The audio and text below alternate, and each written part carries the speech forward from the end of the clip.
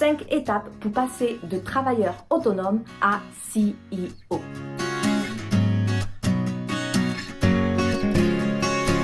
Moi, c'est Nana, experte en productivité et en stratégie d'affaires. J'accompagne les femmes qui en veulent plus. Plus de liberté, plus de flexibilité, plus d'impact, plus d'abondance. Je vous aide en fait à passer de travailleur autonome et éparpillé, épuisé à une vraie CEO avec un business qui travaille pour vous.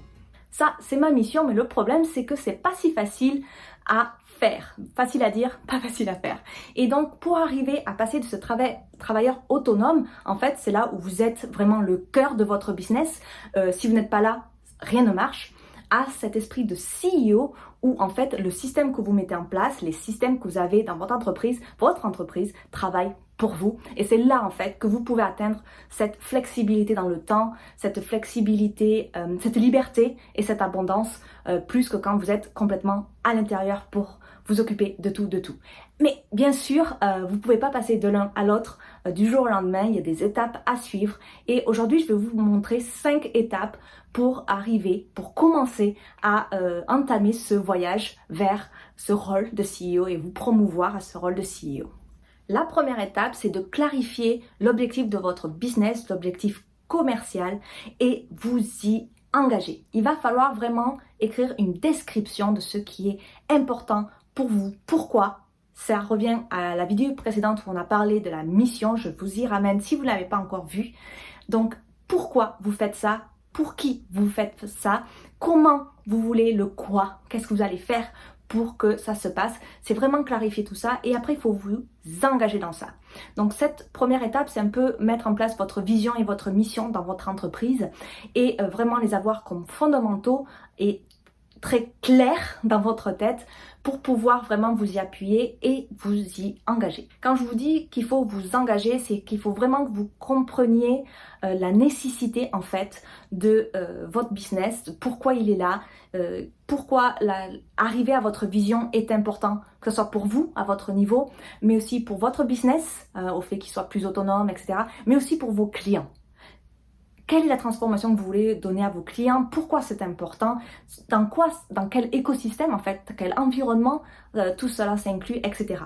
Donc il y a vraiment la clarification de votre vision, mission, etc. Et bien sûr d'avoir cet engagement vers là, on ne change pas, on ne s'éparpille pas, d'accord? On reste bien clair sur ce qu'on veut faire. Et il va en découler la deuxième étape qui est de créer un noyau pour votre business, un noyau qui est très important, qui en fait reprend les vidéos que j'ai fait, les 3 dernières vidéos de cette chaîne YouTube qui sont les valeurs, la vision et la mission. C'est le noyau de votre business où ce noyau en fait doit se retrouver dans chaque partie des opérations de votre business, dans le contenu que vous donnez, dans la transformation que vous apportez à vos clients, etc. Tout doit partir de là, tout doit être connecté à ce noyau. Et je précise, dans ce noyau, il y a également la stratégie globale. Les stratégies peuvent toujours changer, les stratégies marketing, les stratégies de vente, etc. Mais la stratégie globale, c'est très important et vous la déterminez en fait dès que vous avez ces valeurs, cette vision et cette mission. J'en parlerai dans une prochaine vidéo très vite, normalement le mois prochain, pour vous parler un peu de tout ça. Donc c'est vraiment un noyau important qui va lier tous les systèmes de votre entreprise. La troisième étape à faire pour devenir ce CEO, c'est d'être toujours dans l'apprentissage, toujours se renseigner, toujours essayer de trouver l'innovation et ne jamais s'arrêter sur un succès. Parce que peut-être que vous avez fait un lancement qui marche très bien, mais n'espérez pas que ce lancement dure.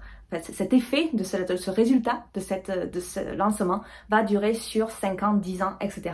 Non, la société change, vous changez, vous apprenez, vous évoluez autant que vos clients. Et donc, il va falloir toujours remettre un peu les choses en question, essayer de les améliorer, les réaligner avec selon l'évolution que vous avez eue dans votre vie, dans votre business, votre propre maturité, etc. Donc, recherchez toujours l'innovation. Vous êtes entrepreneur, d'accord? On ne se repose pas sur nos lauriers. On est là pour chercher l'innovation et toujours améliorer la société et donner de nouveaux impacts autour de nous.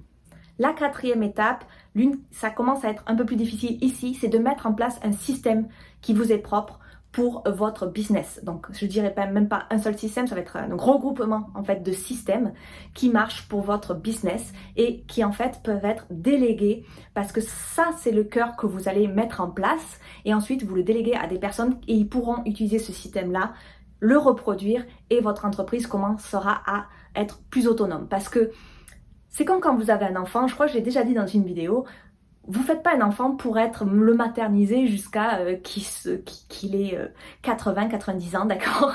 Jusqu'à votre mort, vous faites pas ça. Non, vous voulez qu'il soit plus autonome, qu'il arrive à voler de ses propres ailes. Et c'est un peu ça avec votre business.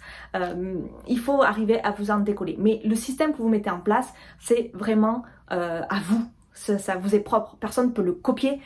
Sauf si vous entraînez la team pour le faire, mais il faut qu'il soit quand même reproductible dans le sens où vous voulez que votre entreprise devienne un tout par elle-même.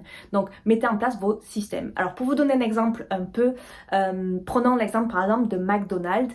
McDonald's, les hamburgers que vous allez en Corée, là où je suis actuellement, en France, aux États-Unis ou je sais où, l'hamburger a le même goût. Vous prenez un menu Big Mac, vous savez à quoi vous attendez. Pourquoi? Parce qu'ils ont mis en place un système particulier, pour aller plus vite, mais aussi pour le goût, etc. C'est le même nombre de grammes pour un steak, c'est la même quantité de sauce, etc. Tout ça, c'est un système qu'ils ont mis en place. Mais est-ce que vous croyez que eux sont en train d'aller dans chaque succursale de McDonald's pour savoir si les restos font exactement tout? Non. En fait, ils ont délégué en fait, parce que je crois qu'ils sont plusieurs, les fondateurs de McDo, et donc du coup, ils ont mis en place ce système, ils ont mis des gens en charge pour pouvoir le mettre dans le monde entier et avoir ce système qui marche partout, afin que les clients trouvent le même hamburger n'importe où, dans n'importe quel pays. Et ça, c'est une entreprise qui a réussi donc à sortir de l'opérationnel du système, mais d'avoir quelque chose de très innovateur qui leur permet d'avoir la fidélisation en fait des personnes dans le monde. La 5e étape que je voulais vous partager aujourd'hui, c'est en fait d'affirmer votre singularité. Parce que on se cache pas, il y a de la concurrence partout, vous n'êtes pas le seul à avoir pensé à ce que vous faites, ça arrive quelquefois, mais j'ai vu des recherches qui disent que si quelqu'un a eu une idée, 5 autres l'ont eu en même temps, d'accord? On est beaucoup dans le monde. Donc l'important ici, c'est d'affirmer votre singularité, de passer votre énergie dans ça et ne pas aller voir la concurrence, voir ce qu'ils font, voir leur victoire, etc. Vous n'avez pas besoin de vous comparer aux autres. Ça n'a rien à faire, vous n'avez pas besoin de ça. Ça, vous laissez la comparaison à vos clients, à votre audience, etc.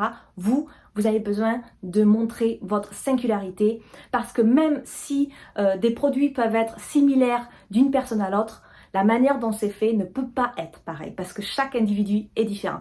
Donc, passez votre énergie à montrer votre singularité, vivez par ça, montrez vos valeurs, montrez votre vision, montrez votre pourquoi vous faites les choses et surtout qui vous êtes, parce que la singularité de vos produits, même si à la base c'est une même idée, sera complètement différente et ça vous donnera énormément de crédibilité.